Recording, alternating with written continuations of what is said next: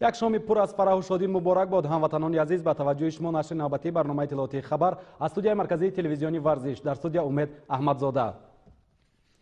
فرودگاه بین المللی شهر دوشنبه در زمینه افتخار از پیروزی دلشاد نظرف امروز به زیارتگاه مردم تاجیک تبدیل یافت. سرجمعی مردم نشان شادمانی آنها بشارت از آن میداد که غلبه مذکور دلیل آینده درخشان و شکوفان وطن می باشد.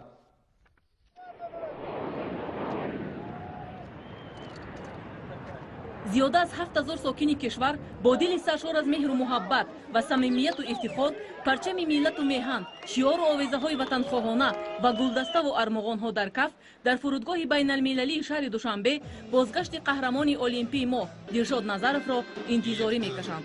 هنوز از نیمه روز تو گفتی فرودگاه بین المللی شهر دوشنبه به مکان زیارت و ارجگذاری این فرزند برومند تاجیک تبدیل یافته است که گروه آدمان ره به این نقطه می بردند.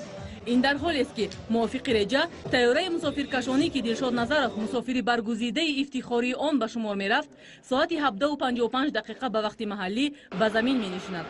مخلصان و راغبان ورزش با یک جهان اعتقاد و احترام 3 ساعت قبل از فرود آمدن طیاره بی‌صبرانه و بیقرار به استقبال گرم و صمیمی قهرمان المپی آمادگی می گرفتند. نهایت لحظه دیر انتظار فرا رسید. دلشاد نظرف با چهره پرنور و لب پرتبسم که نشان طلای المپی آویزه گردنش بود با دل منتدار و قدم‌های استوار از زینه طیاره دستفشان پایین شد. در میان استقبال گیرندگان دلشاد نظرف نمایندگان طبقه‌های گوناگون اهالی، وکیلان مجلس نمایندگان و اعضای مجلس ملی مجلس عالی کشور، راهبران وزارت و کمیته‌ها، تشکیلات و اداره‌ها و مسئولین رشته ورزش مملکت برای پذیرایی قهرمان المپی حاضر آمده بودند. مدال همه مردم تاجیک است. این مدال برای همه. این مدال ماه. این مدال فقط من نیست. این غلبه ماه. دلشاد نظرف در حلقه مردم و در محضر عام از این ارجگذاری به خدمت وطن خواهانه او از افتخار میبالید و خوشنودی در چهره‌اش هویدا بود. در انگیزه این احساس گرم پیروزی خود را او به تمام مردم تاجیک مبارکباد گفت.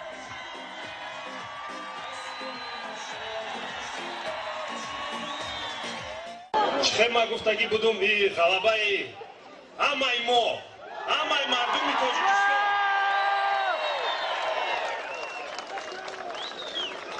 من از هر یک شما منتدار هستم. رحمتی کردم شما را. من میخواهم در نزد تمام مردم تاجیکستان منتداریم را به پیشوای ملت پرزیدنت جمهوری تاجیکستان محترم امامعلی رحمان رسانم.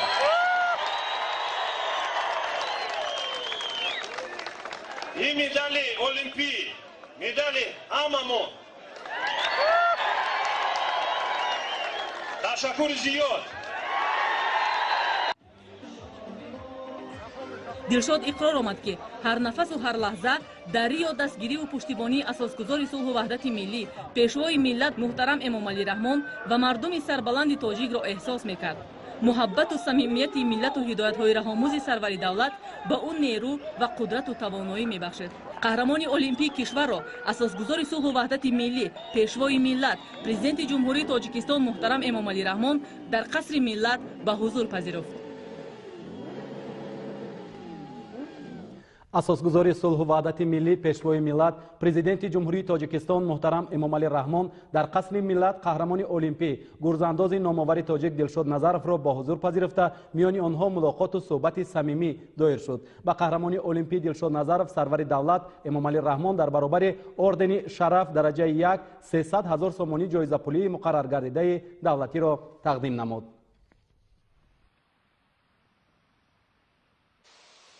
اساسگزار صلح و وحدت ملی پیشوای ملت پرزیدنت جمهوری تاجیکستان محترم امامعلی رحمان در قصر ملت قهرمان المپی گرزانداز نامور تاجیک دلشاد نظرف را به حضور پذیرفته ورزشکار را با دستاورد بی‌نظیرش تبریک و تهنیت گفت. سرور دولت این جایزه را برای ملت و میهن ارمغان ارزنده عنوان نموده و دلشاد نظرف کامیابی‌های نو به نو تمنا کرد. пешвои миллат барои ноил шудан ба унвони қаҳрамони олимпик ки беҳтарин дастоварди варзишӣ дар замони соҳибистиқлолии кишвар маҳсуб меёбад, дилшод Назаровро бо ордени шараф дараҷаи 1 мукофотонид.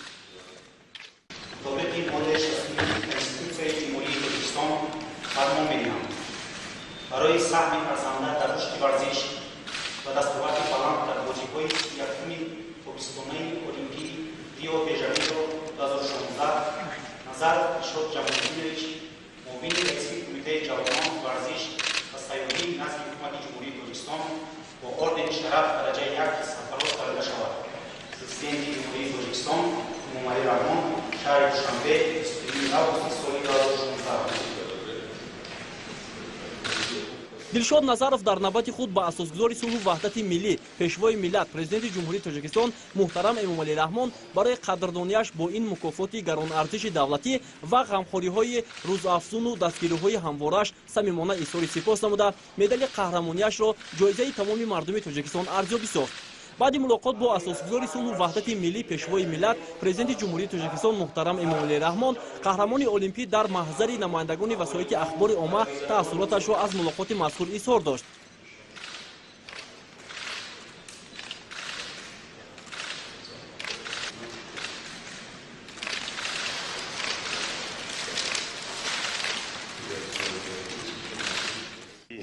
ғалабаи тамоми миллати тоҷик аст.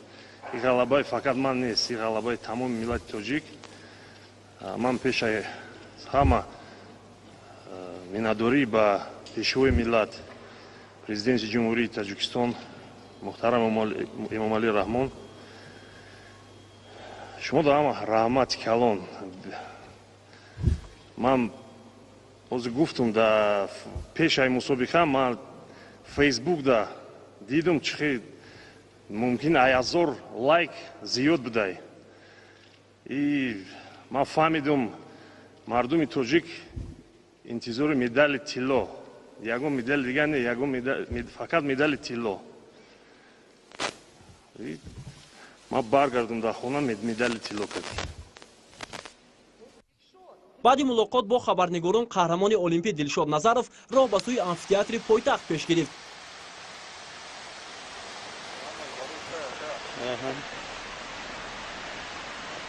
издиҳоми мардум дар ғояти шодию фараҳи ин ғалабаро саҳеҳтараш ин шоҳҷоизаи гаронарзишро ба ҳамдигар табрик мегуфтанд. ин аз қудрати варзиш ки онро муаррифгару мунодии меҳану миллат меноманд. ҳамкорони мо бо чанд тан аз ин нафарон ҳамсӯҳбат гардиданд ва нуқтаи назари онҳоро сабт намуданд ки фишурдаи онро ба хидмати шумо бинандагони азиз манзур мегардонем. дилшод ифтихори мост. ҷавонони мо бояд ранги дилшод парчамбардори тоҷикистони мо бошанд. ба истиқболи барҷастатарин маъруфтарин варзишгари тоҷик Дилшод Назаров ки имрӯз дар давлати Бразилия дар бозиҳои 31-уми тобистонаи олимпӣ медали тиллоии ин форуми байналмилалиро ба даст оварданд, ҷамъ омаданд ва ин варзишгари маъруфи тоҷикро истиқбол мекунем. ва ногуфта намонад ки Дилшод Назаровро шахсан ман аз омони донишҷӯияш вақте ки дар донишгаҳи тарбияи ҷисмонии Тоҷикистон таҳсил менамуд мешиносам. он вақт низ Дилшод Назаров як ҷавони фурӯтану қавииродае буданд ки ҳама вақт ба тамринҳо бо тайёрӣ пухта меомаданд ва ҳамарӯза машқ менамуданд ва дар дил мақсаду орзуҳои зиёд доштанд. ва боиси қайд аст ки зиёда аз 10 сол мешавад ки Дилшод Назаров дар фураи осиё варзишгари рақами якум аст. دیدی قهرمانی خوبی تحمل‌پذیر نظرزاده دلشادی نکوی می‌رسید. نظرزاده دلشادی عزیزی ما که امروز توانست در طول 25 سالگی سفارت دولتی ملی تاجیکستان تحفه بی‌نظیر را به خلق و ملتش با سربلندانان تقدیم کند. این مدال نه تنها مدال دلشاد جان است، بیشتری که خودش تذکر داده است این ملت تمام تاجیکستان است. تمامی مردمانی که دارای زبان و فرهنگ ملی ما هستند او واقعا افتخاری ما هست. امروز ما با یک روحی تازه با یک شادمانی راستیگر در احساس هم نمیدونم که چقدر میگویم بسیار با یک فخر افتخار ملی که هزاران تن برای فرودگاه بین‌المللی شهر دوشنبه رفته است با استقبال قهرمان ملت خود را جهان پهلوان دلشاد بی‌نظیر را پیشواز خواهید گرفت. امامعلی رحمان شما دا ҳама раҳмат калон. ман ҳозир гуфтам дар пешаи мусобиқа ман фейсбук да дидум чихи мумкин аязор лайк зиёд будай. И ман фаҳмидум мардуми тоҷик интизори медали тилло, ягон медали дигар не, ягон фақат медали тилло. ман баргардум дар хона медали тилло кардем. баъди мулоқот бо хабарнигорон қаҳрамони олимпӣ Дилшод Назаров роҳ ба сӯи амфитеатри пойтахт пеш гирифт.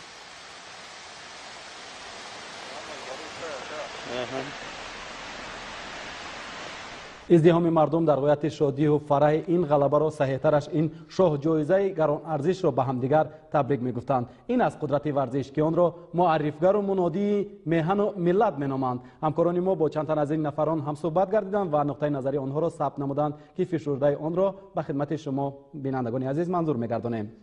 дилшод ифтихори мост. ҷавонони мо бояд ранги дилшод парчамбардори тоҷикистони мо бошанд. ба истиқболи барҷастатарин маъруфтарин варзишгари тоҷик Дилшод Назаров ки имрӯз дар давлати Бразилия дар бозиҳои 31-уми тобистонаи олимпӣ медали тиллоии ин форуми байналмилалиро ба даст оварданд, ҷамъ омаданд ва ин варзишгари маъруфи тоҷикро истиқбол мекунем. ва ногуфта намонад ки ташаккури зиёд.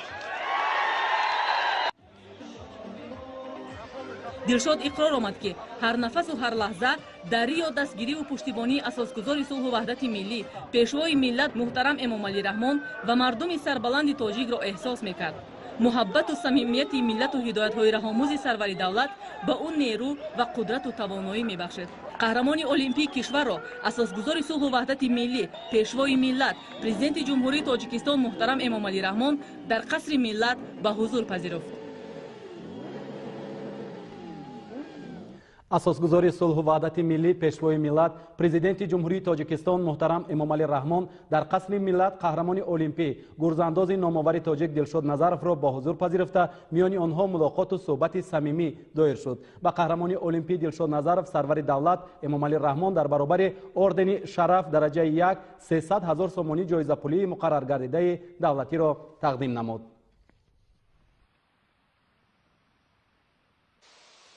асосгузори сулҳу ваҳдати миллӣ пешвои миллат президенти ҷумҳурии Тоҷикистон муҳтарам Эмомалӣ Раҳмон дар қасри миллат қаҳрамони олимпӣ гурзандози номвари тоҷик Дилшод Назаровро ба ҳузур пазируфта варзишгарро бо дастоварди беназираш табрику таҳният гуфт. сарвари давлат ин ҷоизаро барои миллату меҳан армоғони арзанда унвон намуда ба Дилшод Назаров комёбиҳои нав ба нав таманно кард. пешвои миллат барои ноил шудан ба унвони қаҳрамони олимпик ки беҳтарин дастоварди варзишӣ дар замони соҳибистиқлолии кишвар маҳсуб меёбад, Дилшод Назаровро бо ордени шараф дараҷаи 1 мукофот шони тиллои олимпӣ овезаи гарданаш буд, бо дили миннатдору қадамҳои устувор аз зинаи тайёра дастафшон поин шуд. дар миёни истиқболгирандагони Дилшод Назаров намояндагони табақаҳои гуногуни аҳолӣ, вакилони маҷлиси намояндагон ва аъзои маҷлиси миллии маҷлиси олии кишвар, роҳбарони вазорату кумитаҳо, ташкилоту идораҳо ва масъулини риштаи варзиши мамлакат баҳри пазироии қаҳрамони олимпӣ ҳозир омада буданд. медали ҳамаи мардуми тоҷик аст. ин медали барои ҳама. ин медали моe. ин медали фақат ай ман нест. ин ғалабаи моe. Дилшод Назаров дар ҳалқаи мардум ва дар маҳзари ом аз ин арҷгузорӣ ба хизмати ватанхоҳонаи ӯ аз ифтихор меболиду хушнудӣ дар чеҳрааш ҳувайдо буд. дар ангезаи ин эҳсоси гарм пирӯзии худро ӯ ба тамоми мардуми тоҷик муборакбод гуфт.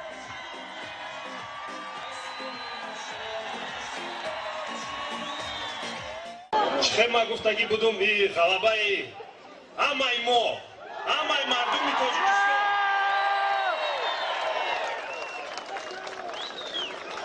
ман аз ҳар як шумо миннатдор ҳастам.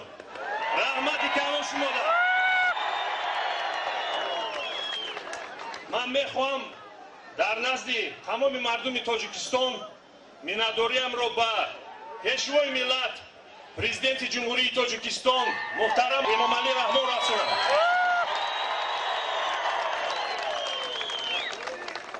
ин медали олимпӣ, медали ҳамамон.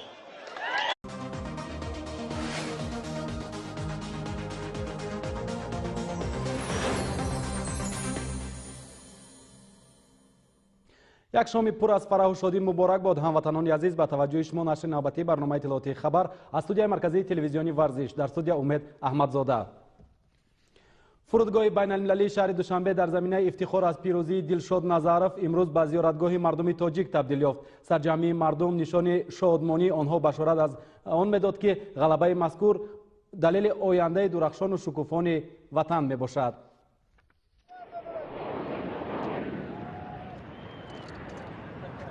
زیاده از 7000 ساکن کشور با دل سرشار از مهر و محبت و صمیمیت و افتخار پرچم ملت و میهن، شعار و آویزه های وطن خواهانه و گلدسته و ارمغان ها در کف در فرودگاه بین المللی شهر دوشنبه بازگشت قهرمان المپی ما دلشاد نظرف را انتظاری میکشند. هنوز از نیمه روز تو گفتی فرودگاه بین المللی شهر دوشنبه به مکان زیارت و ارجگذاری این فرزند برومند تاجیک تبدیل یافته است که گروه آدمان ره به این نقطه می بردند. این در حالی است که موافق رجا طیاره مسافرکشانی که دلشاد نظرف مسافری برگزیده افتخاری آن به شمار می رفت ساعت 17:55 به وقت محلی به زمین می نشیند. مخلصان و راغبان ورزش با یک جهان اعتقاد و احترام 3 ساعت قبل از فرود آمدن طیاره بی‌صبرانه و بیقرار به استقبال گرم و صمیمی قهرمان المپی آمادگی می گرفتند. نهایت لحظه دیر انتظار فرا رسید. دلشاد نظرف با چهره پرنور و لب پرتبسم که دولت مالش کنستیتوسیای جمهوری تاجیکستان فرمان می‌دهند برای سهم فرزنده در رشد ورزش و دستاورد بلند در بازی‌های یکم تابستانه المپیک ریو د ژانیرو 2016 نظرف دلشاد جمالدینویچ معاون رئیس کمیته جوانان ورزش و سیاحی نزد حکومت جمهوری تاجیکستان با اردن شرف درجه 1 سرفراز کرده شود. پرزیدنت جمهوری تاجیکستان امومالی رحمان شهر دوشنبه 22 آگوست سال 2016. دلشاد نظرف در نوبت خود با اساسگذار صلح و وحدت ملی پیشوای ملت پرزیدنت جمهوری تاجیکستان محترم امومالی رحمان برای قدردانیش با این مکافات گران ارزش دولتی و غمخوری‌های روزافزون و دستگیری‌های هموارش صمیمانه اظهار سپاس نموده مدال قهرمانیش را جایزه تمام مردم تاجیکستان ارزیابی ساخت. بعد ملاقات با اساسگذار صلح و وحدت ملی پیشوای ملت پرزیدنت جمهوری تاجیکستان محترم امومالی رحمان قهرمان المپی در محضر نمایندگان وسایل اخبار عامه تأثیراتش را از ملاقات مذکور اظهار داشت.